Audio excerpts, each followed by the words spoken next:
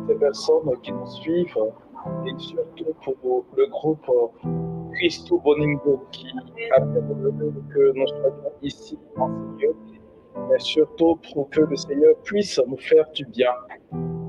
Alors, je voudrais bénir Dieu pour la vie de cette sœur-là qui, depuis, tu éprouves des difficultés à te connecter. Je ne sais pas ce que tu vis, mais ce thème te concerne fortement. Je voudrais juste donner ton âge pour que tu puisses après dire que c'est de toi qu'il s'agit. Tu as 32 ans et depuis que tu essaies de te connecter à cette page, c'est vraiment difficile. Le diable sait pertinemment que si tu te connectes, quelque chose va bouleverser qualitativement et ça va te permettre d'entrer dans la phase de ta bénédiction. Mes frères et mes sœurs, hier nous étions en train de parler des réalités du monde spirituel. Et aujourd'hui, nous poursuivons notre thème avec la vérité des hôtels.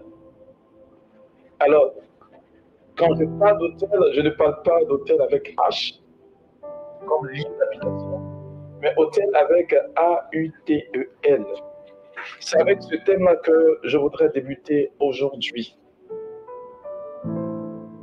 Je voudrais commencer déjà par rappeler le texte d'hier, de Marc le chapitre 5, du verset 1 au verset 9. Et hier, j'expliquais au verset 9 que Jésus a pris la peine de demander le nom du démon qui possédait cette personne.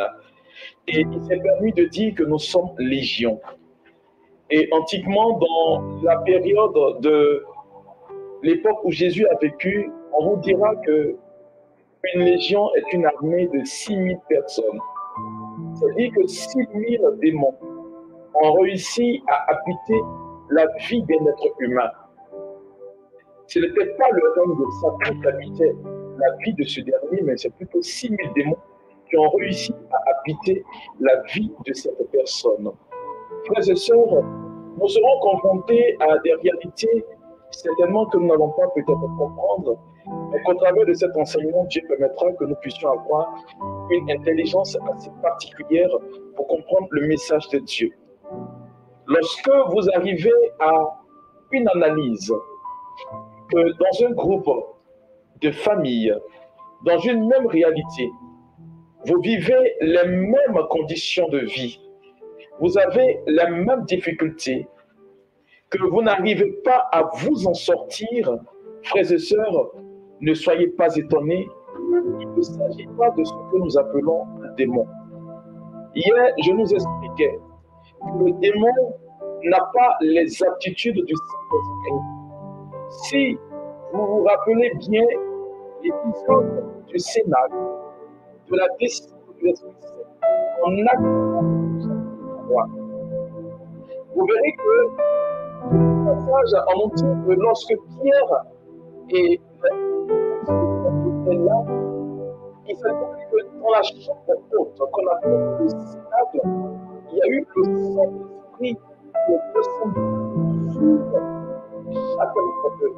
Et c'est le même esprit qui a construit la fonction. Mais chacun, en fonction de son tempérament, a obéi à la voix de l'Esprit Saint. La présence de pied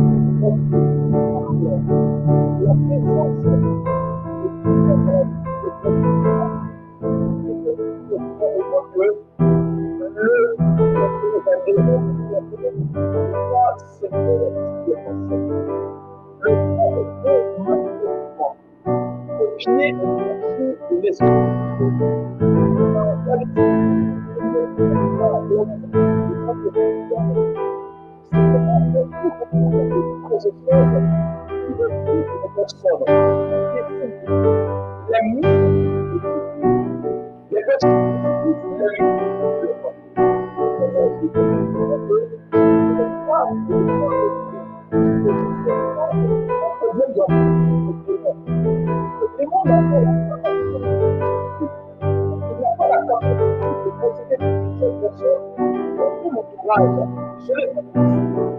Les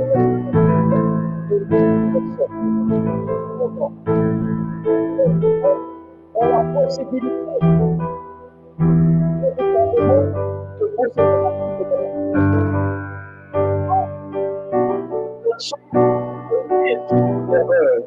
et j'estime que c'est aujourd'hui le rôle de l'Église de pouvoir vous instruire sur les choses mystiques. Les gens vous diront ceci que hier, cherchez à connaître les réalités du démon, vous comprenez agit dans son corps. Et la méconnaissance de l'adversaire, professeur, vous introduit malheureusement dans l'ignorance. Or, lorsque je ne connais pas qui est-ce que je combats, je ne saurais pas comment l'affronter. Affronter un adversaire, c'est maîtriser ses agissements. Et donc, ce que nous donnons comme enseignement, frères et sœurs, doit nous permettre de pouvoir connaître les tactiques que le démon a aujourd'hui comme principe. Je voudrais commencer par nous dire quelque chose de formidable. Frères et sœurs, vous voyez que dans cette réalité, il peut s'agir, comme je le disais hier, que dans une même famille, on ne trouve pas la possibilité de se marier. Dans une même famille, on ne trouve pas la possibilité de travailler. Dans une même famille, on peut être livré à une même maladie, comme ce fut le cas d'une dame que j'ai rencontrée il y a 3 ans en arrière. Cette bonne dame va me faire sentir quelque chose qui va m'étonner. Elle me dit, Père, que dans ma famille, ce que j'ai eu à constater, c'est que les personnes qui vivent ne passent pas le cap de 60 ans. Mes frères et mes sœurs, la Bible dit que l'âge normal d'une personne, c'est 70 ans, selon le psalmiste, et 80 pour les plus vigoureux. Le reste n'est que peine et misère. D'où vient le fait que toute une famille soit damnée et maudite au point de ne pas passer le cap de 60 ans. Lorsque nous vivons ce genre de situation et ce genre de problème, la première des choses qu'il faudrait avoir, c'est d'abord une explication logique de ce qui est en train de se présenter comme fait dans notre vie. Cependant, quand on n'y arrive pas, c'est dit quelque part qu'il y a un problème surnaturel. C'est dit qu'il passe le cap du naturel. Et comme hier, j'ai pris la peine de vous le dire, frères et sœurs, l'homme est de 3 entités, corps, âme et esprit. Et hier, je le disais, la maxime qui stipule que c'est le spirituel qui commande le physique existe bel et bien. Et donc, si nous avons aujourd'hui affaire à des choses surnaturelles, il faut chercher à comprendre la manifestation de ces choses-là. Alors, quelle définition pouvons-nous donner à une telle réalité? On entend dire, c'est un démon de famille. On entend dire, c'est un démon de région. C'est un démon de pays. Oui, il peut exister un homme fort. Il peut exister un être humain. Un démon humain, un esprit humain qui domine. Mais quand il s'agit d'infestation, de manifestation, ou j'ai envie de dire de possession ou de vexation, d'un être, de vexation de certaines personnes d'une même réalité, alors frères et sœurs, il s'agit tout simplement d'une réalité qui transcende un démon. Alors, je vous nous fais comprendre cette réalité transcendantale-là. Alors, je voudrais tout simplement que vous puissiez vous tenir prêts. Je vais certainement dire des choses qui pourront vous choquer. Je vais dire certainement des choses qui vont peut-être vous surprendre, mais c'est la réalité. Voyez, lorsque nous parcourons le livre de la Genèse, au chapitre 28, le verset 17, la Bible nous donne la définition de ce qu'on appelle un autel. L'autel, frères et sœurs, est quelque chose aujourd'hui qui supplante toute forme de réalité. Dans l'étymologie du mot autel, vous verrez que le mot autel est utilisé dans le langage purement religieux. Et quand on parle de langage religieux, il s'agit plutôt d'une table. Le mot autel signifie table, table de l'exaucement. Dans la religion antique, on parle de table de l'exaucement. Mais lorsque nous parcourons l'Écriture, cela passe le cap d'une table d'exaucement, mais qui aujourd'hui renvoie à ce que nous appelons une porte. Alors, dans son étymologie aussi, vous verrez que parcourant l'Ancien Testament jusqu'au Nouveau Testament, vous allez trouver que les hôtels qui ont été bâtis nécessairement sur une montagne. Pourquoi? Parce que l'Ancien Testament, parlant des Juifs, estimait que Dieu, c'est sur une montagne qu'il devrait descendre. Parce que la montagne, dans une végétation, est le lieu le plus élevé. C'est un haut lieu. C'est un lieu consacré à une divinité. Quand je parle de divinité, ce n'est pas forcément Dieu. C'est un être transcendantal. Que ce soit le diable ou Dieu, c'est forcément une divinité. Et dans le monde, croyez-moi, il n'y a pas trois divinités. Il n'y a que Dieu et Satan. Donc, deux camps. Dès lors, frères et sœurs, l'autel va devenir par excellence le lieu par lequel les êtres humains entreront en connexion ou en contact avec une divinité.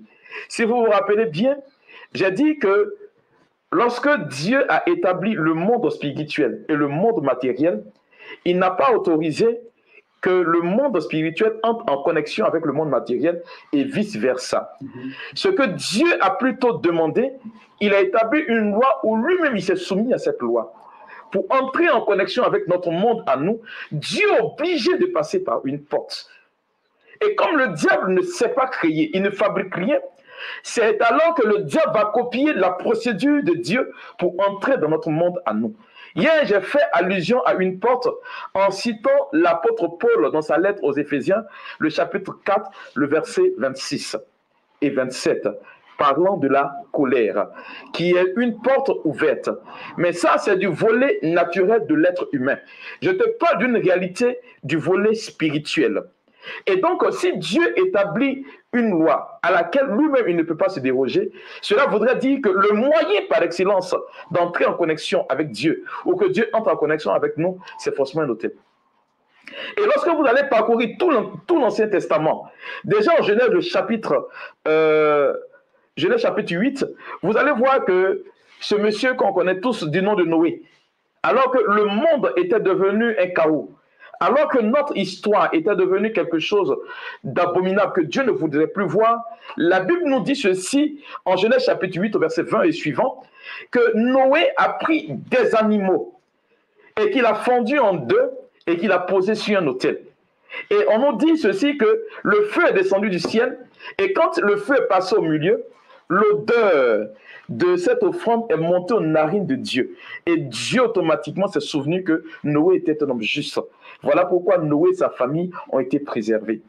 Dans l'Ancien Testament, vous verrez que Abraham, Isaac, Moïse et tous ceux qui ont servi Dieu ont nécessairement bâti un autel. Non pas dans la vallée, mais forcément sur un lieu élevé qui est une montagne. La logique, elle est toute simple. Aujourd'hui, dans le langage religieux, on dit généralement que je suis sur la montagne quand je suis en train de jeûner. Pourquoi? Parce que la montagne est le lieu le plus élevé. Et si la montagne est le lieu le plus élevé, cela voudrait dire que la montagne est la connexion de Dieu avec l'humanité. C'est le palabre que les Juifs ont eu avec les Palestiniens. En Jean le chapitre 4, lorsque Jésus va rencontrer la Samaritaine, qu'est-ce qu'il va dire? Il va demander de l'eau à boire, on connaît toute cette histoire. Et la Samaritaine va lui rappeler que vous, les Juifs, vous dites qu'il faut prendre Dieu sur cette montagne-là. Mais pourquoi vous voulez qu'on parte dans le temple? C'est dit que la montagne dans la végétation est un lieu qui s'impose lui-même.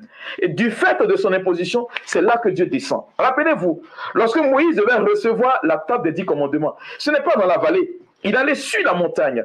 Et lorsque Élie devait recevoir Dieu, il est allé encore sur la montagne. Voyez, frères et sœurs, ce que je suis en train de vous dire, c'est que tout ce qui concerne Dieu est forcément élevé. C'est pourquoi l'autel, de par sa définition, symbolise un lieu élevé. Un haut lieu, un lieu qui est capable d'attirer réellement la faveur de Dieu dans notre vie. C'est la raison pour laquelle vous verrez que tout culte qui est fait en phase avec ce que Dieu veut passe nécessairement par ce qu'on appelle un autel. Raison pour laquelle, en rapportant cette réalité à nous aujourd'hui, Vous verrez que pour ceux qui sont à l'église catholique, et là, j'ouvre une parenthèse, beaucoup d'hommes de Dieu, et je le dis avec fierté, désolé pour ceux que ça choque, ont tendance à dire qu'on peut démolir n'importe quel hôtel. Mais la seule église qui a la possibilité de démolir un hôtel, c'est l'église catholique. Amen. Ça, il faut que vous le reteniez. Parce que c'est hôtel contre hôtel. On peut beau prier, mais tant qu'un hôtel n'est pas bâti, on ne peut pas le démolir. Alors, je referme la parenthèse. Je vais revenir sur ces principes-là plus tard. Alors, vous verrez, frères et sœurs, que l'autel dans l'église, il y a 3 choses qui sont importantes pour que Dieu descende. Vous voyez, si tout à l'heure, moi, prêtre de l'église catholique, je mets les ornements de l'étude de la messe et que je commence à dire sanctifie, Dieu est obligé de descendre parce qu'il m'a fait prêtre. Vous comprenez, non? Il est obligé de descendre. Et donc, Dieu, il se sent obligé par mes mains de descendre et de devenir véritablement le corps et sang. Voilà tout le mystère de l'Église catholique. Et on l'a célébré le jeudi saint. On a vu que Jésus-Christ a célébré l'unique et la seule messe. Et au travers de cette seule messe que Jésus-Christ a célébrée, tout ce que nous faisons entre dans ce principe-là. Frères et sœurs, il y a quelque chose de notre vie que nous devions comprendre. Il y a quelque chose de notre réalité que nous devons comprendre, c'est que dans l'Église catholique, il y a 3 choses importantes. Et ces 3 choses, frères et sœurs, je voudrais que vous puissiez garder à l'esprit que ces 3 choses vont jalonner tout notre enseignement. Pour qu'il y ait messe, pour que Dieu puisse descendre, il faut 3 choses.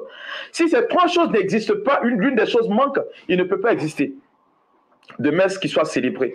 La première chose qui est importante dans un sanctuaire, dans l'église catholique, on vous le dira, dans la liturgie de l'église, c'est d'abord l'autel. Parce que c'est le lieu du sacrifice. L'autel est le lieu du sacrifice. Je vais revenir en long et en large sur l'autel.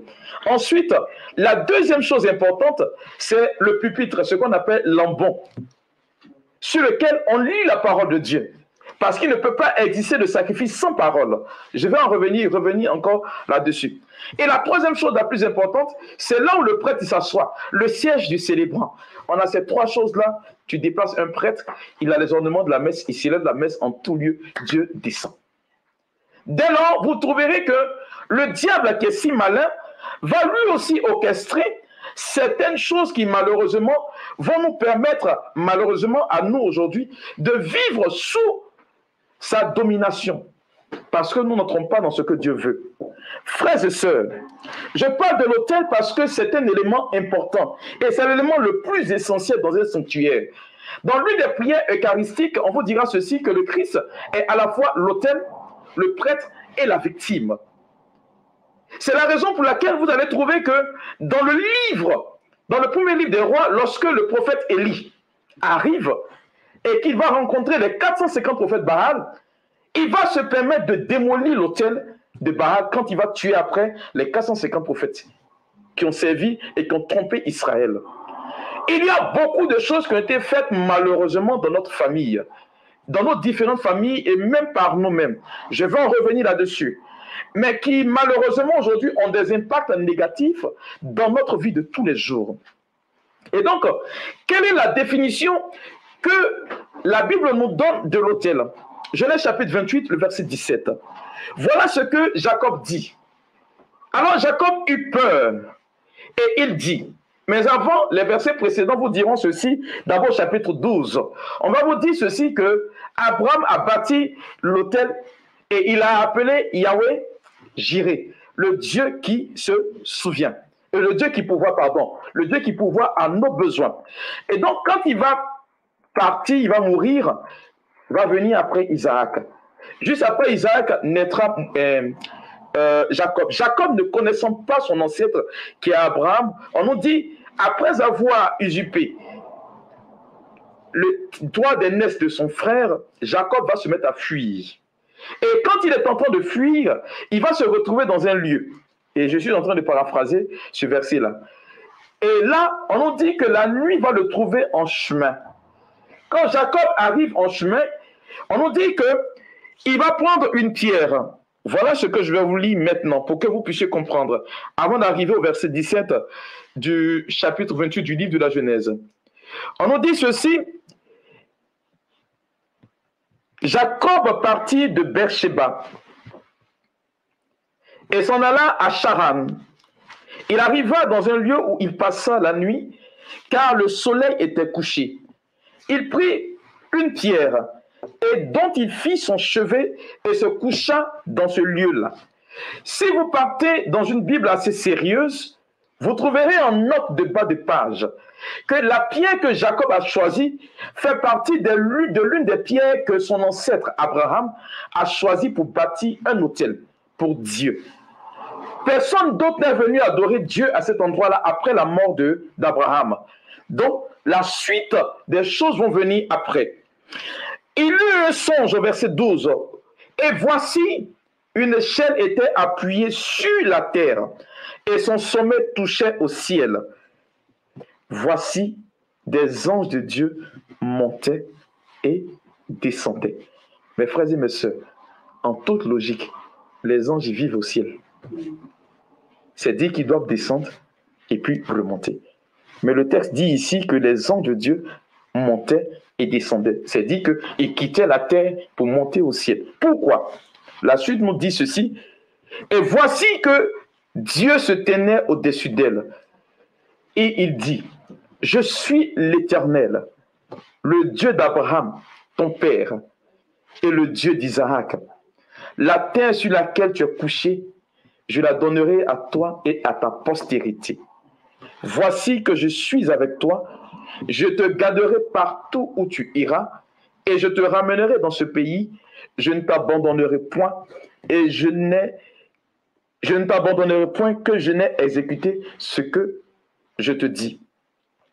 Jacob s'éveilla de son sommeil et il dit: Certainement, l'Éternel est dans ce lieu. Et moi, je ne le savais pas. Certainement, l'Éternel est dans ce lieu et moi, je ne le savais pas. Il eut peur et dit que ce lieu est redoutable. Frères et sœurs, croyez-moi, dans un sanctuaire, le lieu le plus redoutable, c'est un autel. Quand on parle de redoutable, c'est dire qu'il incarne une force. Un autel, cela voudrait dire qu'il incarne une puissance. C'est pourquoi vous trouverez que dans le monde mystique, on ne peut pas projeter une attaque spirituelle si on n'a pas pour base un autel. Que ce soit le monde sorcellaire, que ce soit le monde des sectes, s'il n'y a pas de base assise, il ne peut pas exister d'autel. Ceux qui ont déjà reçu des enseignements sur ces différentes choses savent de quoi je parle. C'est pourquoi vous allez trouver qu'un sorcier va d'abord sacrifier à son fétiche avant de se permettre d'aller attaquer un enfant de Dieu. Amen, amen. Amen. Il ajoute ceci: c'est ici la maison de Dieu. C'est ici la porte des cieux. Alors, vous comprenez dès lors que Dieu va se servir de l'autel pour entrer dans notre monde. Pourquoi? Parce que l'autel devient pour lui une porte d'accès. Et lorsque le diable va se rendre compte que Dieu a accès à ses enfants par le truchement d'un autel qui leur permet de bâtir, il va aussi susciter malheureusement des serviteurs acquis à sa cause pour bâtir pour lui un autel.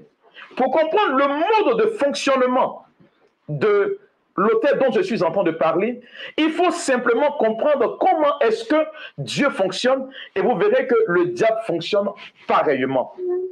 Il y a une famille dont le père, l'ancêtre, excusez-moi, est entré dans la forêt pour aller chercher à manger pour sa famille. Vous voyez que l'évangile est arrivé précisément en Afrique à une période assez lointaine. Ce n'est pas tout de suite. Dès que les premières heures de l'Église comprenaient que c'est à partir de, j'ai envie de dire, du 15e, 16e, voire 17e, voire même 18e siècle, que l'Évangile a commencé à arriver dans certains territoires. Mais avant que l'Évangile n'arrive dans certains territoires, l'homme était un être religieux. qu'on le veuille ou pas. On croit forcément en une divinité. Et on le voit avec le livre de l'Exode. Lorsque Moïse est allé chercher la table des 10 commandements, qu'est-ce qui se passe? On nous dit tout de suite que le peuple qui était en bas attendait. Pendant que Moïse descendait, il dit, mais Josué dit, mais ce sont des cris de joie. Il dit non, qu'ils sont en train d'adorer un autre Dieu. Dès lors, qu'est-ce qui se passe, frères et sœurs? Il y a malheureusement une implication, comme l'homme est un être purement religieux, nous dit la philosophie, ils vont tout de suite se construire un veau d'or, un veau en or, en métal fondu. Et l'homme, pour croire, a besoin forcément de cette divinité-là. Dès lors, vous voyez que Dieu, quand il va agir dans notre vie, il va nous donner l'opportunité de pouvoir entrer en connexion avec lui de par la présence d'un autel. Et quand un autel est bâti, Dieu se sert de cela pour entrer en connexion avec notre vie.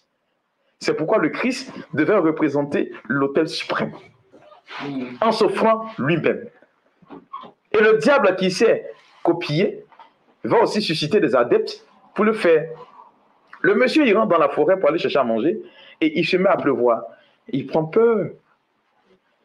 Il voit que la pluie est accompagnée d'orage.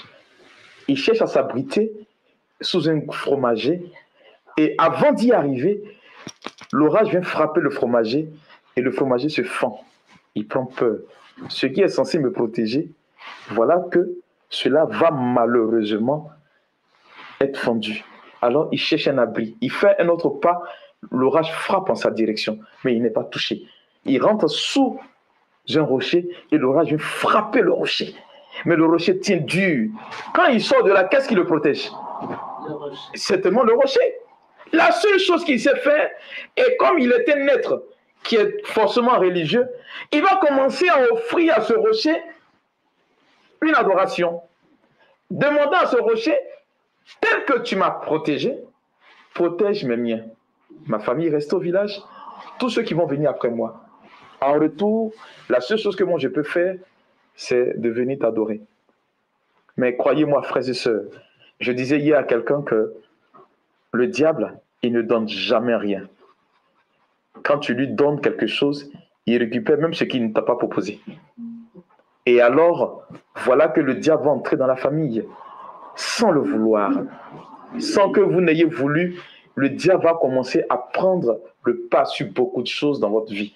C'est alors que vous allez vous trouver que dans une même famille, les femmes ne se marient pas. C'est le cas d'une jeune dame qui est à Londres. Je ne sais pas si ça s'est résolu parce que j'ai plus le temps de la suivre. Mais elle me dit, Père, je suis outré, je suis fatigué. J'ai dit, pourquoi? Elle dit, dans ma famille, les femmes ne se marient pas. J'ai dit, comment ça? J'ai pensé tout de suite à un mari de nuit. C'est ce à quoi j'ai pensé tout de suite.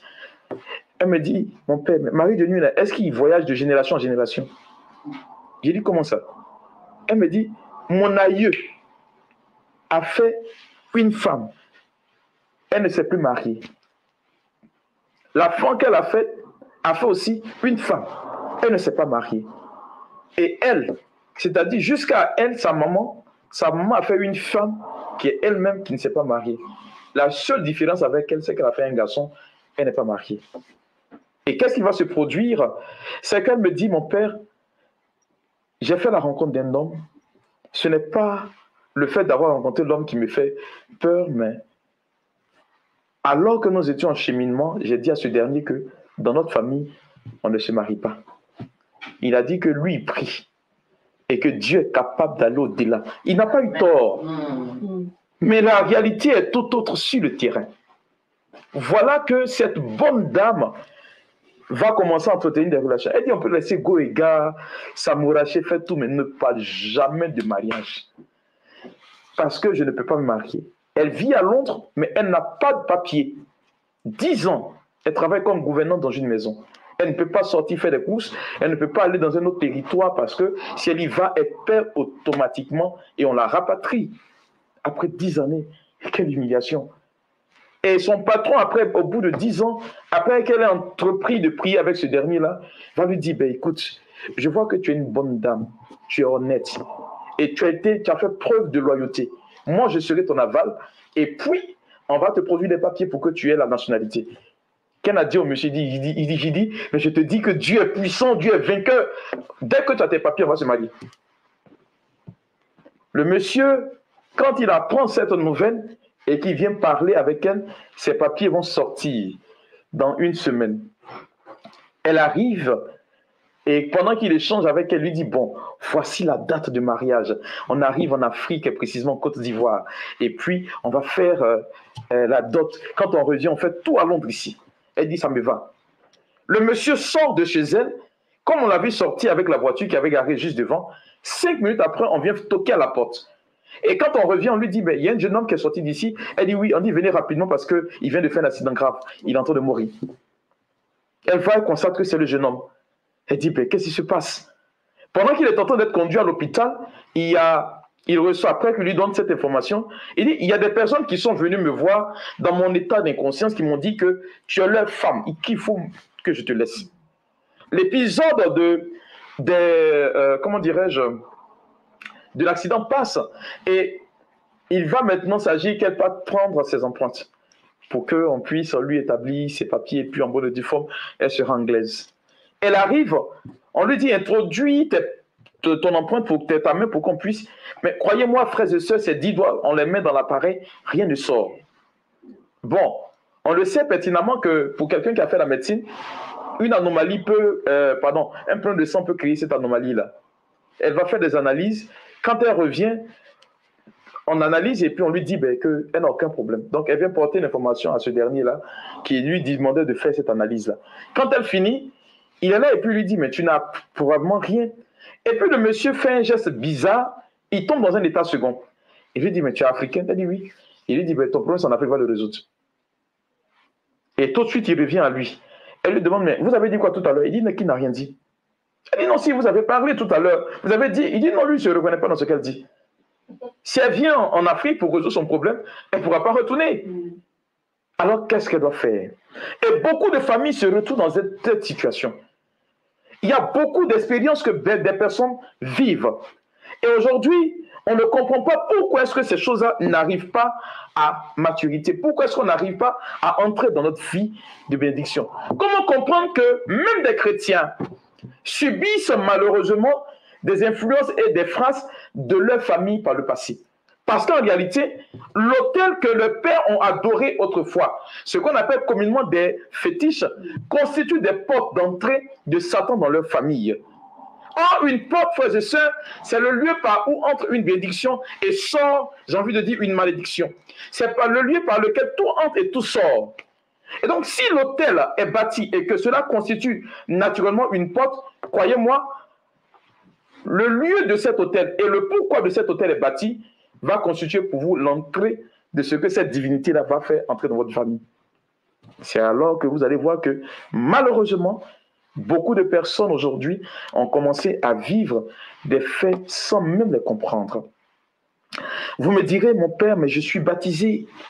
Vous me direz, mais mon père, mais moi je prie à l'église. Vous me direz, mais mon père, est-ce que le baptême ne sauve pas? Croyez-moi, le baptême n'a pas de problème. Les sacrements n'ont pas de problème.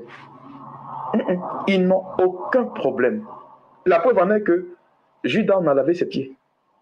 Mais ça ne l'a pas empêché de trahir Jésus. Le baptême ne sauve de rien.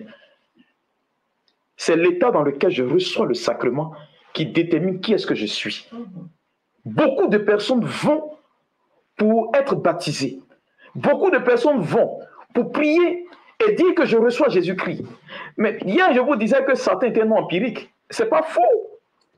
Tu dis, je renonce à Satan le jour de mon baptême et à ses œuvres. Oui, mais de quelle œuvre s'agit-il? Je suis là et je dis, je suis baptisé. Mais tu es baptisé, oui, certes. Mais si tes parents ont adoré des choses ancestralement et qui peuvent porter préjudice à votre vie aujourd'hui, toi, en principe, à quoi est-ce que tu renonces? Parce que lorsque le Père est en train de parler, il vous engage, vous tous. Lorsque l'ancêtre est en train de parler, il vous mettait au banc des accusés. Mais tu dis, tu renonces à quelque chose que tu ne connais même pas. Et il y a la légèreté, je le dis, j'implique l'église là-dedans, de certains pasteurs, quand je parle de pasteurs, des prêtres, qui ne vont pas à la source du problème. Donc ils me diront, mon père, le baptême protège. Mais la question que je vais vous poser, n'avez-vous jamais vu des gens qui ont été baptisés et juste après le baptême n'ont plus jamais mis pied à l'église? Comment expliquez-vous cela? Si vous ne le savez pas, je vous dis que le diable a la capacité de programmer un envoûtement qui prend effet le jour du baptême. Parce qu'il te fait passer entre les mailles du filet. Une jeune fille qui va au baptême et qui est un petit ami. Pourtant, tu dois aller au baptême avec un cœur assez ouvert et puis donner à Jésus-Christ. Et tu te dis, ben voilà, bon, moi, bon, tu vas rester dans ton coin et puis après le baptême, on reprend. Mais de quel type de baptême tu as reçu? On a juste versé de l'eau bénie sur ta tête. Parce que le baptême suppose un engagement. Et là, on le dit, le Christ, quand il nous baptise, c'est-à-dire on meurt avec lui, dit Paul, et puis on ressuscite avec lui. Qu'est-ce que tu as sacrifié pour arriver au baptême? Paul dit, la grâce ne supprime pas la nature. Frères et sœurs, il y a quelque chose que vous devriez savoir, et cela est très très important. Lorsque l'Église catholique se permet de parler des scrutins et des étapes avant le baptême, ce ne sont pas des choses à édulcorer, ce ne sont pas des choses à bannir, parce qu'il faut retourner aux sources. Aujourd'hui, on vous parlera certainement que en Europe, ici, nous, on ne connaît pas toutes ces choses-là. Oui, l'Europe peut-être ne connaît pas aujourd'hui. Je parle de l'Europe présente. Mais il y a l'époque médiévale, l'époque où l'Église a régné pendant 1000 ans, 10 siècles, où on a pris la peine de ce qu'on appelle poursuivre les sorciers, faire la chasse aux sorciers. Et aujourd'hui, ils ont dû changer en créant des avions, des voitures et autres. Mais nous, en Afrique, on a tué quel sorcier? On a détruit quel fétiche? Qu'avons-nous fait pour mériter le titre de chrétien? Et donc, quand tu renonces, à qui est-ce que tu renonces? Mais Satan, est-ce que c'est le nom que ton ancêtre a adoré? J'entre dans une famille, et je prends un exemple assez bizarre. Je dis par exemple que dans la famille, tout le monde s'appelle Kitoko. C'est le nom de famille, Kitoko. Et j'arrive, je commence à parler, le père, l'ancêtre, tout le monde est là, puis il dit, mais Kitoko, écoute, voilà ce que tu as fait, voilà ce que je veux que tu fasses. Je parle à qui? À personne. Mais si je parle par exemple à Kitoko Emmanuel, j'ai dit Kitoko Emmanuel, du coup, Kitoko Emmanuel se reconnaît là-dedans. Mais je renonce à Satan. Satan, il ne se reconnaît pas. Et le fétiche que tes parents ont donné ne se reconnaissent pas dans le nom de Satan. Lui, il s'en fout. Il continue d'exercer son emprise sur vous. Et donc, frères et sœurs, l'autel symbolise, j'ai envie de dire, le fétiche que les parents ont adoré par le passé. Et cela marque aujourd'hui un coup à notre vie, sans que nous n'ayons véritablement conscience de cela. Parce qu'en réalité, l'autel est un lieu consacré à une divinité. C'est-à-dire que si un autel est bâti dans votre vie de famille, croyez-moi, c'est une porte ouverte à cette divinité-là. Il n'y a rien à faire. C'est une porte ouverte à cette divinité. Et la porte, il faut tout de suite la refermer quand on marche en Jésus-Christ. Il n'y a rien à faire. Ce qui se passe, c'est qu'il y a ce qu'on appelle un aspect de réclamation. Et c'est la réclamation qui aujourd'hui, malheureusement, produit ses fruits dans nos vies. Amen, amen. Amen. Ne soyez pas désespérés, le Seigneur fera. C'est la raison pour laquelle vous allez trouver qu'en Deutéronome 12, le verset 3, Dieu dit ceci. Écoutez bien. Ils arrivent dans un territoire, il leur dit ceci, vous renverserez leurs autels. Il n'a pas dit vous allez cohabiter. Hein. Il dit vous briserez leurs statues. Vous brûlerez au feu leurs idoles. Vous abattrez les images taillées de leurs dieux et vous ferez disparaître le nom de ces lieux-là. Frères et sœurs, je veux te dire ceci. Tant que l'autel existe dans ta famille, tu ne peux pas aller plus loin que ce que tu vis. On a souvent chanté à l'église, insultez-moi sur la terre, au ciel, je serai heureux. Cette chanson est passée un moment, non? Maudissez-moi sur la terre, je serai heureux au ciel. Mais laissez-moi vous dire ceci. Jésus a dit à Pierre, et il a dit, nous qui avons tout quitté, quand nous recevons un retour. Il dit, ce que vous allez quitter, vous allez recevoir au centuple, mais avec des persécutions. Il dit, mais il est ici-bas sur terre. C'est-à-dire que toi, chrétien qui m'écoutes, tu as droit au bonheur. Alors, c'est dans une perspective de libération que moi je te parle.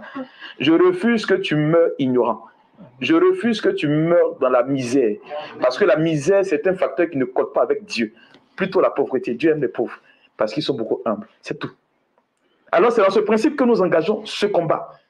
Et donc, si Dieu demande de démolir, cela voudrait dire quelque part que peu importe le lieu où vous vous trouverez, tant que ces réalités ne sont pas démolies, détruites, comme le Seigneur le signifie ici, vous ne pouvez pas évoluer. Il n'y a rien à faire. Vous allez voir que vous subissez quelque chose. Votre famille subit la même chose. Et d'autres personnes après vous vont subir la même chose. Il n'y a rien à faire. Parce que l'autel, il parle de génération en génération. Il n'y a pas lieu de dire, ben, moi je prie, oui. Tu vas prier et puis tu vas recevoir petit, au lieu de recevoir normalement. Et donc si tu reçois petit, que tu ne reçois pas normalement, tu n'as rien reçu en réalité. Combien de personnes qui vivent en Europe, qui ont 2, 3, 4 boulots, mais à la fin du mois n'arrivent même pas à épargner un rond. Et tu vas dire, ben, écoutez, j'ai cherché en commun. Tu fatigues ton corps et puis tu n'arrives pas à jouir. Pourtant, le Seigneur a dit, tu mangeras la sueur de ton front. Depuis que Jésus a travaillé le bois, le travail qui était objet de malédiction avant est devenu objet de bénédiction aujourd'hui. Frère et sœur, je veux que tu te fâches spirituellement pendant que je te parle. Et que tu commences déjà à refuser ce genre de choses-là. Comment comprendre que dans une même famille, des filles, c'est-à-dire quand Dieu les créait, il était content. Parce qu'elles sont toutes belles. Il n'a plus le temps de les dessiner. Mais aucune d'entre elles n'est mariée. Au nom de quoi? C'est écrit où qu'elles sont devoir devenir religieuses. Mais mes frères et mes sœurs, c'est une réalité qui est là. Comme cette famille que je rencontre où, dans la famille, aucun membre de la famille n'a de diplôme. J'ai dit bien diplôme. Mais les classes intermédiaires, ils les passent avec brio. Même les classes d'examen, ils sont meilleurs. C'est-à-dire ils sont majors, mais ils n'ont pas de diplôme. C'est une famille que j'ai rencontrée en Côte d'Ivoire. Et leur histoire est laquelle? Il s'est trouvé qu'un jour, à l'époque de l'esclavage, quand les Européens venaient prendre des esclaves, leur aïeux est allé sacrifier un bœuf à son fétiche. Disant à son fétiche, le jour, ils vont venir, qu'ils ne voient pas mes enfants. Et effectivement, ils sont venus, ils ont pris les enfants, les garçons de chaque famille dans le village, et puis lui, ses enfants, on n'a pas touché. Ce qui a valu qu'il y ait des conflits à cause d'eux, et puis ils ont été chassés du village. Et la jeune dame se plaint, mon père, même pour avoir un extrait de naissance, c'est jeûne et prière. Ce que les gens font rapidement pour avoir, là, non oublié de souffrir. Je lui dis, je ne comprends pas ta logique. Elle dit, mon père, on est brillant. Les classes intermédiaires, on est major. Même en classe, on n'a pas de diplôme. Et c'est lors d'une prière que le Seigneur nous a révélé que, mais vous dites qu'ils n'ont pas de diplôme. Mais c'est normal. Il a dit ceci, que quand Blanc va venir, il ne faut pas voir ses enfants. Mais le réveil de la médaille, ça veut dire quoi? Ce que le Blanc a créé aussi, il ne doit pas avoir. Le diable, il est très malin. C'est vrai qu'il n'est pas intelligent, mais il est malin. Et donc, on ne participe pas avec le diable. Frères et sœurs, voilà ce que je voudrais te dire.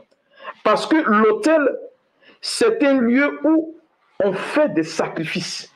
Et nos ancêtres, par le passé, ont malheureusement produit ces actes-là. Qui fait qu'aujourd'hui, on ne fait que payer. Tu peux venir et partir où tu veux, va en Papouasie, va en Chine, va en Indochine si tu veux, va au pôle Nord. Mais quand la réalité de l'autel parle contre ta vie, peu importe où tu te trouves, tu vas forcément te retrouver pris au piège. Alors, je veux continuer en te disant ceci. On va lire ensemble l'impact, j'ai envie de dire malheureux, d'un autel dans la vie des enfants de Dieu. Alors, présentez-moi mon temps parce que je suis dans un décalage horaire. Il est dit ceci en Juge de chapitre 6, au verset 1er jusqu'au verset 6. Écoutez bien ce que la parole de Dieu dit. Je vais vous dire tout de suite l'implication d'un autel dans la vie des enfants de Dieu. Quand un autel est mauvais, les enfants d'Israël firent ce qui déplaît à l'Éternel. Alors, lorsque vous allez trouver un tel passage dans la Bible pour dire que les enfants d'Israël ont fait ce qui est mal aux yeux de Dieu, c'est que ces derniers-là, en réalité, ont désobéi à Dieu, au premier commandement de Dieu. Et le premier commandement de Dieu, c'est lequel? Tu adoreras Dieu seul et tu l'aimeras plus que tout. C'est-à-dire qu'ils ont adoré une autre divinité que Dieu.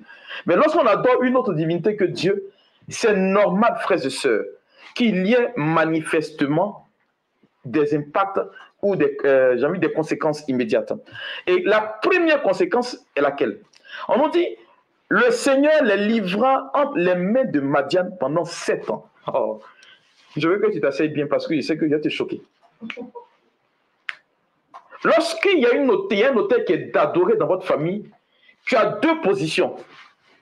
Soit tu es esclave ou tu es en prison. Celui qui est en prison, c'est quelqu'un dont l'espace est défini. Tu ne peux pas aller au-delà de cet espace-là. Vous allez trouver des personnes qui, en dépit de leurs efforts, n'évoluent jamais. Vous allez trouver des personnes qui, en dépit de ce qu'elles font, ne peuvent pas progresser. Parce que vous êtes en prison. Et ça, c'est parce que vos parents, vos aïeux, ont porté des divinités. Quand on est en prison, on peut avoir de belles idées. Mais les idées peuvent ne pas prendre forme.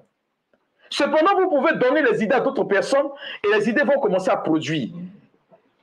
On ne peut pas emprisonner tes idées, mais on peut t'empêcher de réaliser tes idées. Et c'est ce qui se passe lorsqu'un hôtel est bâti dans votre vie de famille. C'est alors que vous allez trouver des personnes, par exemple, quand tu établis un projet, tu émets un projet, tu commences à faire, ça ne marche pas. Mais dans le projet à quelqu'un d'autre, il fait, puis ça marche. Lorsqu'on est en esclavage, l'esclave n'a aucun bien. Sa vie ne lui appartient pas. L'esclave ne peut pas, en réalité, se mouvoir. Il travaille dur, mais son labeur, ce qu'il a comme fruit, ne lui appartient pas. C'est alors que vous allez trouver des personnes, frères et sœurs, qui travaillent, mais qui, comme si on a soufflé sur ce qu'ils ont. Et puis tu te rends compte, tu dis, mais ça va où? Mais parce que tu es dans un état d'esclavage. Il y a des personnes, vous allez voir qu'un travail, dès que le salaire tombe dans leurs mains, c'est là qu'on a tous les problèmes. Bonjour, allô, oui, il y a telle chose, écoute, et puis, quand ça finit net, ça se calme. Dès que le salaire retombe, automatiquement, le même cycle reprend. C'est la raison pour laquelle, lorsque tu vis un problème d'hôtel, tu te retrouves dans cette circonstance-là. Si Jean de la Croix vous dit ceci, aussi fin soit l'oiseau qui rattache, soit le fil qui rattache l'oiseau à l'arbre, même si l'oiseau doit prendre son envol, il ne peut pas s'échapper. Ce qui voudrait dire, frères et sœurs, tant que l'hôtel existe dans votre vie, vous ne pouvez pas quitter cette circonstance de vie-là. Esclavage et puis prison. Et beaucoup de personnes, malheureusement, vivent dans cet état d'esprit, sans même s'en rendre compte. On pense que c'est une situation normale, alors que ce n'est pas normal. On pense que c'est une situation bonne, alors que ce n'est pas bon. Et on se complaît là-dedans. Et le langage qu'on va avoir, ça va aller. Mais ça va aller, ça fait combien d'années que ça va? Tu es dans un territoire assez bien défini, mais tu ne quittes jamais ce territoire-là. Parce que tu es livré entre les mains de Madian, entre les mains de l'hôtel. Tu fais tout, mais tu ne volis jamais. Vous allez trouver des personnes qui habitent des familles. Elles vont partir elles vont revenir dans la même famille. Elles ne quittent pas le territoire. Pourquoi? Parce que l'hôtel réclame votre vie. Frères et sœurs, j'estime que c'en est de trop. Mon peuple périt faute de connaissance. Et donc, il faut arriver à quitter cette dépendance-là. Tu n'es pas venu pour accompagner les autres. Tu es venu pour apporter ta pierre à l'édifice. Et parce que tu es venu apporter ta pierre à l'édifice, il faut que tu arrives à sortir la tête de l'eau. Voici un deuxième point de l'autel quand il est sur notre vie. On nous dit, la main de Madian fut puissante contre Israël. Quand il fut puissante, hier je parlais d'oppression. C'est-à-dire que Israël était oppressé. L'oppression fait que tu ne peux pas t'en sortir. L'oppression fait que tu ne peux pas te dégager. L'oppression fait que, frères et sœurs, tu as l'impression que quelqu'un te marche, te poursuit. Tu es même stressé. Tu ne comprends pas. Des personnes qui sont animées par la peur de tout temps, on ne sait pas. On fouille dans les passé, on ne trouve pas. Mais tu as l'impression qu'il y a quelqu'un qui te poursuit. Ou il y a quelque chose qui est contre ta vie. Et c'est simple. C'est qu'il y a une adoration qui a été faite quelque part. Il y a un autel qui réclame ta vie. Comment comprendre que dans une même famille, on a tous envie cela? Il faut que cela s'arrête. Il ajoute ceci, pour échapper à Madian, les enfants d'Israël se retiraient dans des ravins de montagne, dans des cavernes et sur des rochers fortifiés. Vous voyez, les lieux qu'ils ont cités là, c'est quoi? Ce sont des grottes. Mais qui est-ce qui vit dans des grottes? Ce sont les animaux. Ce sont les animaux qui vivent dans les grottes. Mais vous allez trouver des personnes qui, en réalité, dans des familles, n'aiment pas être mis sous les projecteurs. C'est dit que on veut te faire la part belle, on veut te plébisciter, alors que tu as fait un travail, ça ne marche pas. Vous allez trouver des personnes qui travaillent toujours dans l'ombre des autres. C'est-à-dire que toi, ton rôle, là, c'est de faire paraître les autres. Et partout tu passes, c'est pareil. Tu travailles, mais on ne reconnaît jamais l'effort que tu fais. C'est plutôt la personne pour qui tu travailles, là, qu'on applaudit tout le temps. Mais c'est parce que quelque part, tu es dans un état d'esclavage et de prison. Voilà ce qui se passe. Se cacher, se faufiler, passer à côté parce qu'on ne veut pas te voir, raser les murs. Vous allez voir des copines entre elles. Le gars vient la draguer pour la marier et puis elle propose sa camarade. Tu ne sais pas pourquoi, mais c'est clair. C'est le cas d'une de mes filles. On lui propose une promotion au travail. Et puis elle vient me voir, mon père, est-ce que ça la maman je peux? Je lui ai posé la question, est-ce que tu as supplié le responsable pour qu'il te fasse cette proposition? Non. Est-ce qu'il t'a fait des avances? Non. Qu'est-ce que tu as fait? Elle dit, non, je n'ai rien fait. Il ne connaît pas ton statut, il ne connaît pas ton diplôme, ton niveau d'études.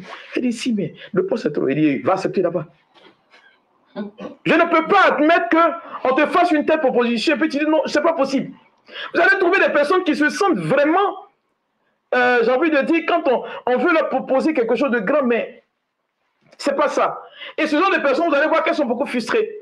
Mais c'est moi qui devais mériter, c'est moi qui devais faire ceci. Mais quand on te met au devant, ça ne passe pas. Vous allez trouver des personnes qui font le boulot, mais c'est d'autres personnes qui méritent la promotion, qui ont la promotion du moins. C'est en réalité que vous êtes dans un esprit d'esclavage au point où il y a comme la lumière qui ne peut pas briller sur vous. Frère et sœur, je te parle ce soir pour que tu te fâches et que tu quittes cet état-là. La quatrième conséquence, on dit, quand Israël avait semé, Madian montait avec Amalek et les fils de l'Orient. Ils marchaient contre Israël. Ils campaient en face de lui, détruisaient les productions du pays jusque vers Gaza et ne laissaient en Israël ni vivre, ni brebis, ni bœufs, ni ânes, car ils montaient avec leurs troupeaux et leurs tentes. Ils arrivaient comme une multitude de sauterelles et ils étaient innombrables, eux et leurs chameaux, et venaient ravager tout le pays. Israël fut très malheureux à cause de Madian. Cela veut dire simplement que vous allez trouver des personnes, c'est-à-dire eux, leur vie là, c'est une spirale. Reprendre à zéro, tout. J'arrive à un point, je ne passe pas le cap de ce point-là et je reprends à zéro. C'est comme l'un de mes fils qui me disait, mon père, je n'arrivais jamais à épargner jusqu'à un certain niveau.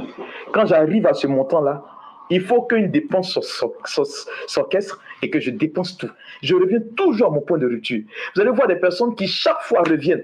C'est pareil, 5 ans, c'est un cycle. Et le diable, comme je vous l'ai dit, il est fin. Il est malin, mais il n'est pas intelligent. Mais quand tu fais l'analyse, c'est toujours la même périodicité. Tu vas voir que, par exemple, tu es dans une relation, ta relation ne dépasse pas 3 ans. Tu es dans une relation, ça ne dépasse pas 1 an. Quand on te parle de mariage, que ça veut prendre, paf, ça se gâte. Tu dis, ah, le mari de nuit, monsieur. Mais c'est qu'un mari de nuit, ça, c'est pire, pas. Attends, un mari de nuit, c'est un démon. Jésus nous a donné le pouvoir, c'est pas ça. Luc chapitre 10, verset 19. Voici que je donne le pouvoir de marcher sur ces pins scorpions, n'est-ce pas? Et sur toute la puissance du diable. Mais comment se fait-il que ce démon-là, je n'arrive pas à le chasser? Frères et sœurs, en Côte d'Ivoire, on dit derrière village à village. C'est-à-dire que derrière cette réalité-là, il y a une autre réalité qui parle plus fort. Alors moi, je te dis ceci, qu'il faut que tu te lèves et que cela parte définitivement. Amen. Oui. Quand tu as l'information, comme je le disais hier, quand tu as l'information de certaines choses, tu as autorité sur ces choses-là. Donc, quand vous diront ceci, que non, ce n'est pas prudent, ce n'est pas bien de le faire. Non, tu as autorité là-dessus automatiquement. En entendant ce message, le Seigneur voudrait que tu fermes cette porte d'accès du démon dans ta vie. Parce que malheureusement, ta famille a travaillé pour que cela vienne. Sans faute de leur part. Parce que si tu avais été à l'origine, il fallait que tu allais faire pire. Mais aujourd'hui, le Seigneur t'en donne l'occasion parce que tu découvres ces choses-là.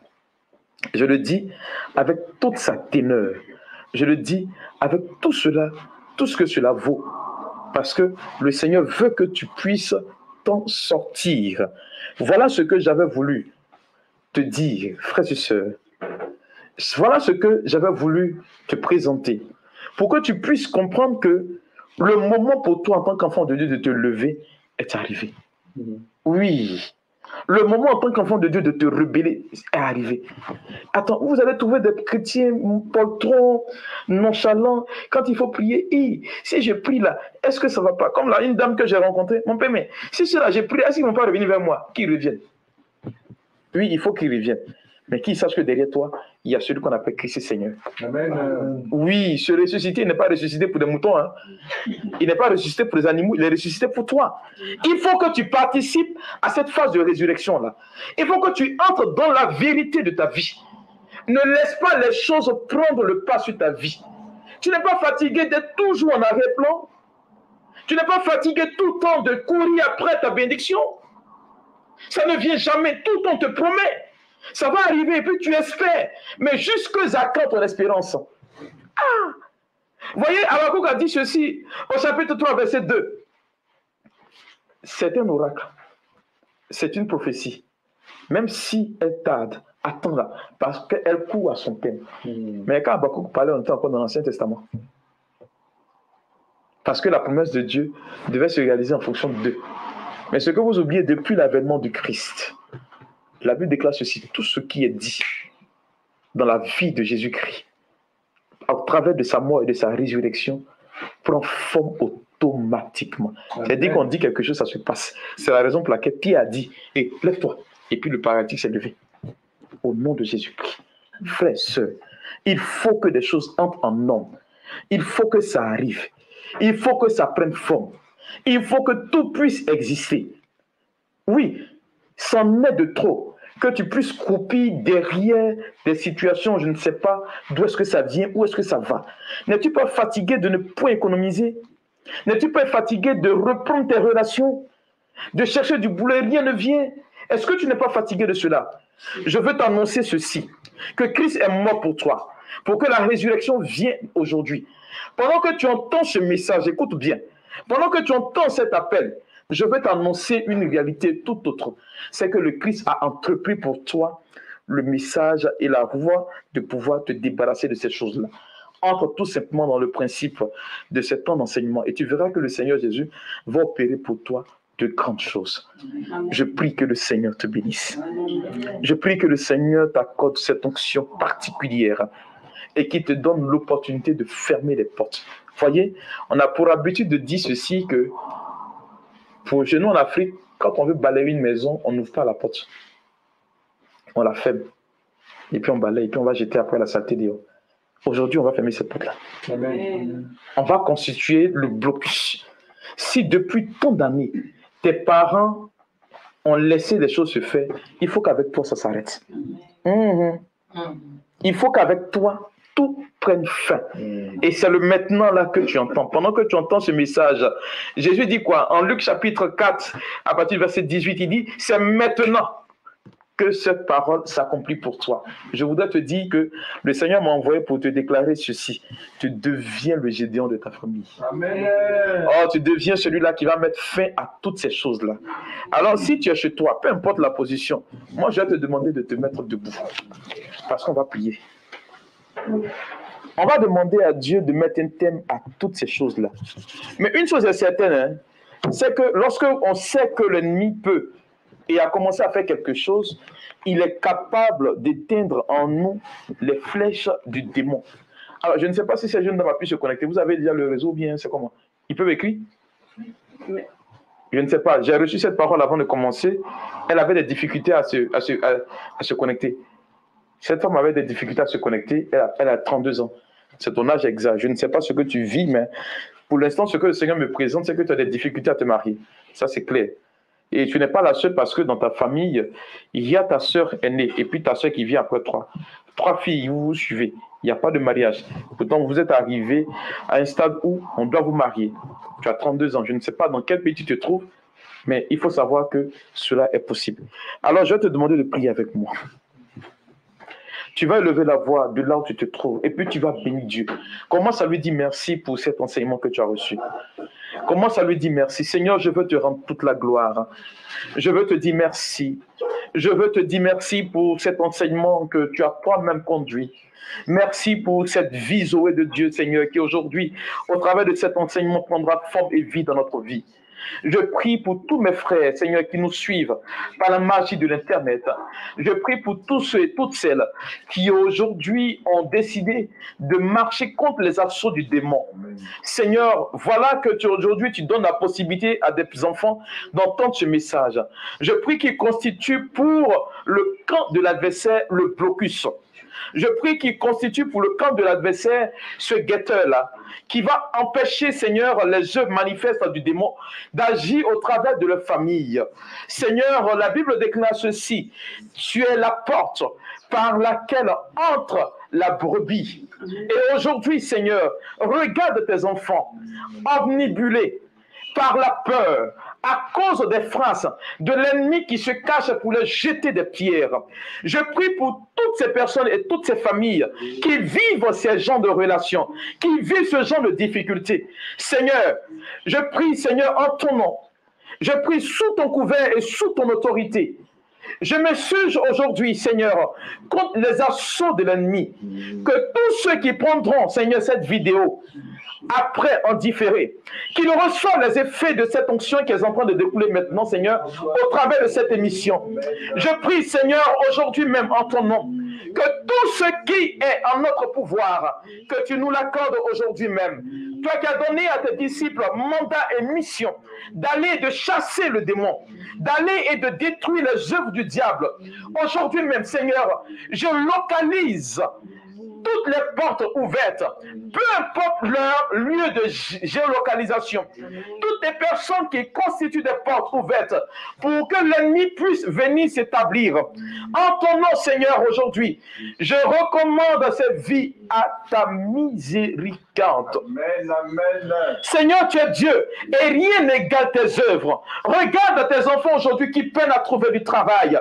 Regarde tes enfants aujourd'hui qui peinent à se marier. Regarde tes enfants qui aujourd'hui qui peinent à se réaliser, qui peinent aujourd'hui à guérir d'une maladie. Regarde toutes ces portes ouvertes et jette un regard de compassion et de miséricorde. Toi qui es le Dieu amour, toi qui es le Dieu vivant et vrai, toi qui es le Dieu capable, Seigneur, de réaliser toutes choses, regarde cette vie maintenant. Alors mon frère, ma soeur, de ta position, je voudrais que tu pries contre ces portes ouvertes dans ta vie. Ouvre la bouche et commence à prier contre ces portes-là. Ces portes ouvertes. Ces malheurs qui ont frappé pendant longtemps dans ta vie de famille. Ces malheurs qui se sont malheureusement réalisés. Ces choses infâmes que tu as dû subir depuis tant d'années. Je veux que tu parles et que tu pries. Prie fortement.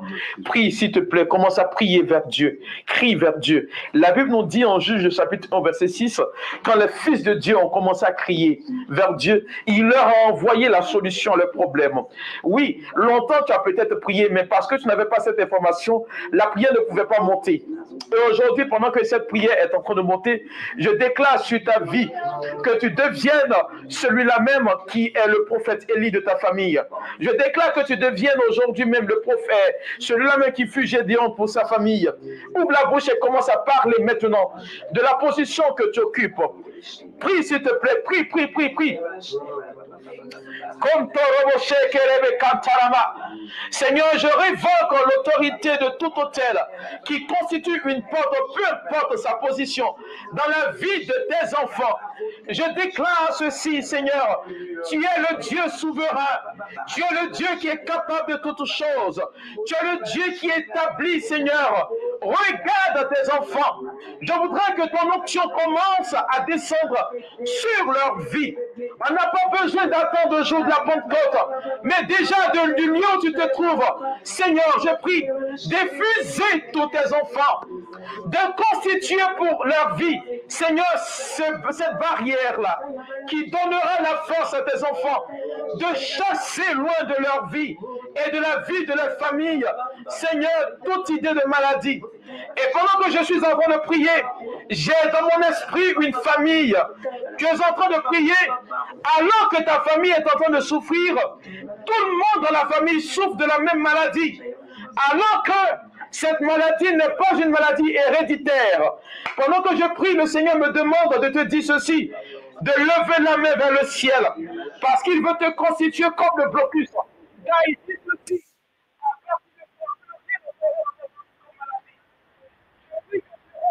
cette parole maintenant, comme allez, prie de là où tu te trouves.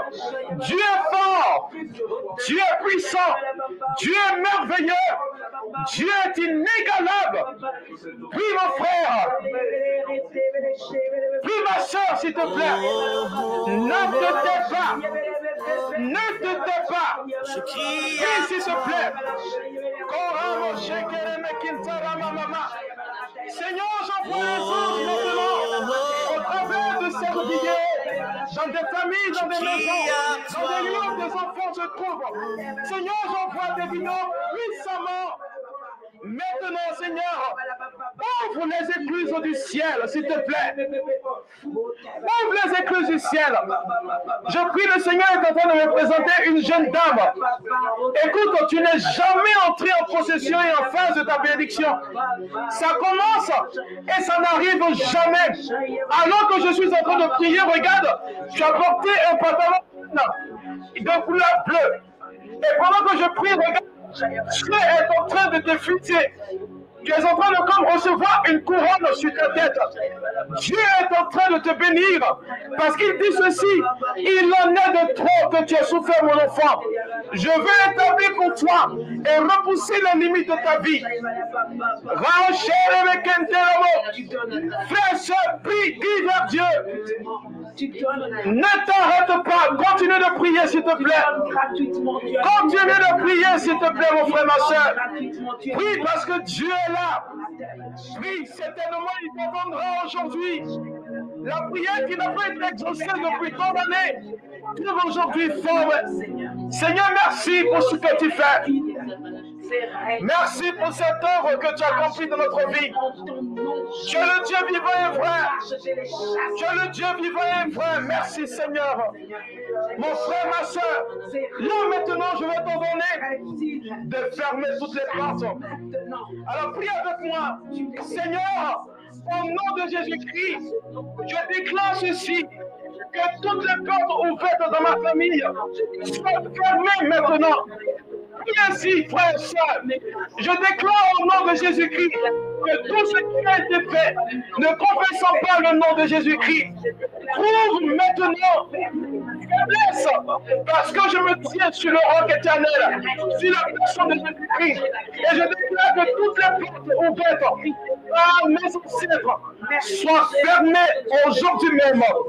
Seigneur, je déclare ceci, peu importe la situation géographique de ma personne et de ma famille, j'approche le décret de malédiction qui est sur ma famille. Je neutralise toute activité, Seigneur. Je purifie aujourd'hui les portes. Et Seigneur, de là où je me tiens aujourd'hui, comme Israël par le passé, j'invoque ton sang, oh Père. J'invoque le sang de l'agneau, le sang qui nous purifie. J'invoque le sang de Jésus-Christ. Je déclare, Seigneur, tel que par le passé jadis, le sang de l'agneau a été mis sur le linteau de porte. Je déclare ceci, que ce sang recouvre les portes spirituelles de ma vie et celles de ma famille. Mon frère invoque le sang de Jésus. Ma soeur répand le sang de Jésus. Maintenant, allez, prie s'il te plaît. Allez, prie. Allez, invoque le sang de Jésus, s'il te plaît. Invoque le sang de Jésus, s'il te plaît. Demande au sang de Jésus de venir te couvrir. Demande au sang de Jésus de venir maintenant, s'il te plaît. La Bible déclare ceci, qui est dans la rémission sur des fusions de sang. Allez, prie. Allez, prie, s'il te plaît, prie, s'il te plaît. Prie, réclame le sang de Jésus. Réclame le sang de Jésus. Réclame le sang de Jésus. Réclame le sang de Jésus.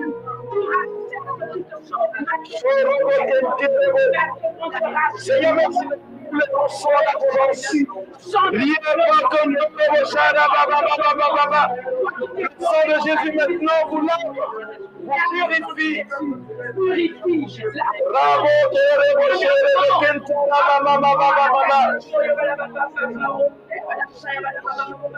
Seigneur, merci de répondre ton sang. Et pendant que je suis en train de prier, dans mon esprit, une personne qui est jumelle. Et je crois que ta jumelle est décédée. Et pendant que je suis en train de prier, le Seigneur déjà te dit que tu constitues cette porte.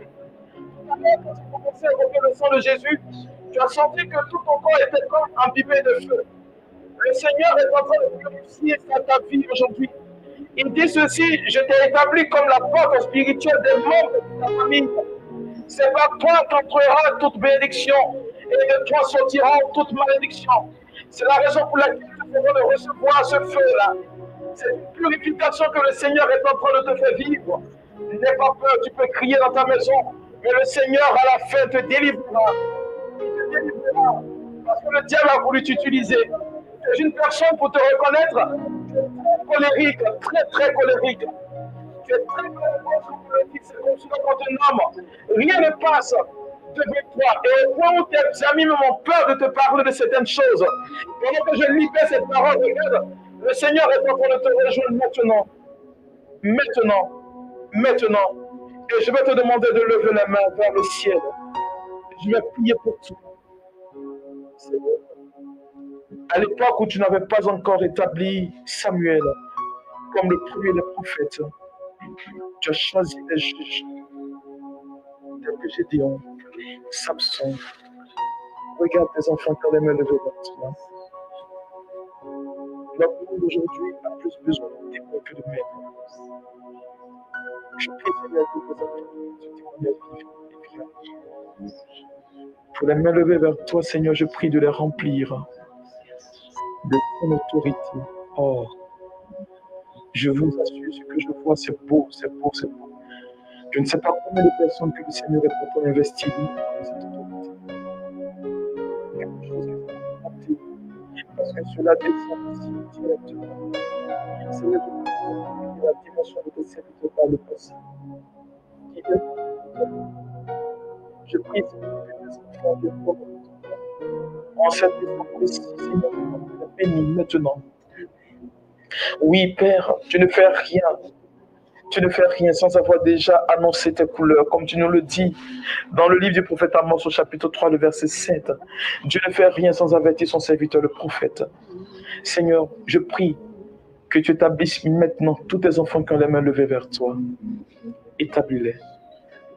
Établis, Seigneur, remplis-les maintenant de ta présence. Oui, Seigneur, remplis-les. Je ne veux rien d'autre que tu les remplisses maintenant. Wow, Jésus-Christ, je veux que tu te meuves au travers de ces personnes-là. Je veux que tu commences déjà à bouger au travers de ces personnes-là. Qu'elles commencent à manifester les œuvres, Seigneur, du ciel, les œuvres de l'Esprit. Je veux que tout commence à venir maintenant. Oh Père, tu es le Dieu souverain, capable de toutes choses. Je sais que c'est toi qui agis. Je sais que c'est toi qui es puissant. Je sais que c'est toi qui es merveilleux. Je veux bénir Dieu pour la vie d'une personne qui a eu la cheville foulée et tu portes un plâtre. Pendant que je suis en train de parler, regarde, tu as l'impression que ta jambe est guérie. Oui, je confirme cette parole-là. Parce que ce n'est pas pour toi que cette jambe guérit. Le Seigneur t'assigne à une mission assez particulière pour les membres de ta famille. Seigneur, je prie de les remplir maintenant. Alors que je suis en train de prier, il y a une mère qui est en train de prier avec son fils dans sa maison. Écoute, femme, tu peux même écrire juste après.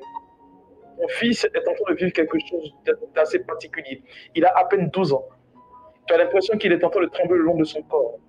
Le Seigneur l'a choisi pour toi, comme cette porte. Waouh, c'est merveilleux. Seigneur, merci. Regarde, je vois dans le ciel que le Seigneur est en train d'écarter beaucoup d'agressivité parce que vous avez reçu cet enseignement. Et le diable s'est comme déchaîné. Mais le Seigneur se charge de vous protéger. Seigneur, merci de faire du bien. Oh, Jésus-Christ de Nazareth, tu es le Dieu auquel je crois. Tu es le Dieu qui pourvoit nos besoins. Et le Seigneur est en train de dire à cette personne qui a peur, tu as fortement peur. Parce que dans ta famille, il y a tellement d'adoration. Il y a des sorciers, des féticheurs qui se sont déclarés. Tu as peur de faire cette prière-là. Mais le Seigneur me rassure en te disant ceci. Ici, Ésaïe, chapitre 54, verset 17, que toute âme forgée contre ta vie sera sans effet. Seigneur, je te rends toute la gloire pour toutes ces personnes que tu es en train de bénir. Toutes ces personnes que tu es en train de bénir maintenant. Ces personnes que tu es en train d'investir d'une autorité particulière. Merci de regarder leur vie. Merci de toucher à leur existence. Waouh, c'est beau. Je veux parler à ce jeune homme de 21 ans. Tu ne comprends pas ton existence. Tu as l'impression que tout est en train de te chambouler. Tu as l'impression que tout est en train d'être gâté autour de toi. Tout ce que ta main touche meurt. Tu as l'impression que tu es une personne damnée. Et tu vis quelque chose de particulier depuis un certain moment. Tu ne comprends pas. Alors que le Seigneur t'avait appelé à le servir, tu as refusé. Je libère cette parole parce que je suis la 4e personne à la libérer sur ta vie. Le Seigneur t'a établi comme prêtre de Jésus-Christ. Je le dis parce que tu es en train de vivre quelque chose. Je vois ce jeune homme couché, mais qui pleure fortement. Waouh, Seigneur, tu es beau, tu es merveilleux. Tu vois, tu vas constituer pour les membres de ta famille cette porte par laquelle le Seigneur veut bénir tous les membres de cette famille-là. Je rends la gloire à Dieu. Alors que le monde est en train de fuir les choses de Dieu, le Seigneur est en train de récupérer ces personnes et leur faire du bien. Je prie pour un confrère, je prie avec un confrère qui nous suit. Frère, écoute bien ce que je dis. Ta famille vit des choses assez bizarres et tu le sais. À chaque célébration eucharistique que tu vis, que tu célèbres, tu portes ta famille. Tu portes ta famille. Tu ne sais pas comment, mais tu portes cette famille-là. Et tu subis de nombreuses attaques. Oui, de nombreuses persécutions. Je vais même te dire que tu es même combattu par des confrères autour de toi, ceux que tu appelles tes amis. Ils te jettent des pots de banane. Et par moments, tu as envie d'abandonner le sacerdoce. Le Seigneur me charge de te dire que n'abandonne pas, s'il te plaît. N'abandonne pas. Tu es mon aîné dans le sacerdoce parce que je vois que tu as 15 ans de sacerdoce. 15 années que tu sais le Seigneur. C'est tellement réel ce que je vis pour toi particulièrement que le Seigneur me dit ceci. Tes prières sont entendues. Il a permis que tu subisses ces épreuves d'une façon particulière pour que tu puisses travailler pour sa cause. Des gens vont venir ces temps-ci te dire, mon Père, je te demandais de prier pour moi. Et ce que j'ai dit, j'ai demandé, le Seigneur l'a exaucé. Mon Père, merci. C'est pour toi un tournant, c'est décisif. Seigneur, je te rends toute la gloire. Et je te dis merci. Il y a une personne qui nous suit du côté du Cameroun. Qui nous suit du côté du Cameroun. Pendant que je parlais, tu as dit, mais le Père est en train de parler de ma vie. Et tu disais ceci, que je vais entrer en contact avec lui juste après ce temps de prière. Frère, je ne sais pas ce que tu vis particulièrement, mais je veux te dire, pendant que tu entends ce message et qu'il y a cette chaleur qui bout à l'intérieur de toi, le Seigneur te constitue comme aujourd'hui, comme le roc sur lequel ta famille va s'appuyer. Seigneur, merci. Merci pour cette grâce. Waouh. Merci pour cette élévation. Je rends la gloire à Dieu. Alors ici, là où je suis en train de faire cette vidéo, il y a quelqu'un. Tu vas vivre une expérience formidable. Avant mon départ de ce pays, tu vas vivre quelque chose de formidable. Tu seras ébranlé dans ta foi. Le Seigneur va te déstabiliser pour te rebâtir. Je ne vais pas comprendre, mais je le préfère te le dire dès maintenant, tout va tomber autour de toi. Parce que le Seigneur veut te reconstruire. Il veut te rebâtir. Oui, c'est tellement que ce n'est pas une bonne nouvelle pour toi, mais le Seigneur va te reconstruire. Et je crois que je ne suis pas la première personne à te le dire. Je suis juste la deuxième. Seigneur, je te rends toute la gloire. Et je te dis merci. Merci pour cette présence. Moi, je te rends toute la gloire. Je te rends toute la gloire. et je te dis merci, merci Jésus-Christ de Nazareth. Voici que la gloire de Dieu est en train de visiter plusieurs personnes. Waouh, waouh, waouh. Vous voyez, c'est merveilleux, hein? C'est merveilleux. Je veux dire à cette femme, écoute bien, le mois prochain, on te dira que tu portes une grossesse parce qu'on t'a déclaré ménopausée précoce. Je le déclare parce que je le ressens pendant que je prie. On t'a déclaré ménopausée précoce. Pendant que tu priais, alors que je demandais de lever la main, tu as posé la main simplement sur ton ventre. Tu as raison parce que ton ventre aussi constitue une porte. Et là, le Seigneur est en train de bénir tes entrailles. Là, tu as eu comme tout de suite une forte douleur, comme si tu allais vivre tes menstrues. Là, je te le dis, le Seigneur s'est saisi de cette prière pour tout simplement te bénir, pour tout simplement te lever. Je crois, frères, sœurs, que des choses grandioses vont arriver ces temps prochains, ces jours à venir. Vous allez commencer à vivre des expériences assez folles avec Dieu, des témoignages authentiques. Et pendant que je prie, oh, je dis merci à Dieu pour cette personne qui est au chevet de ce malade. Et on dit qu'on attend ton accord pour débrancher parce qu'on ne peut plus rien espérer. Je veux que tu poses la main maintenant sur ce malade-là. Vas-y, fais-le maintenant. Je demande que tu le fasses maintenant là.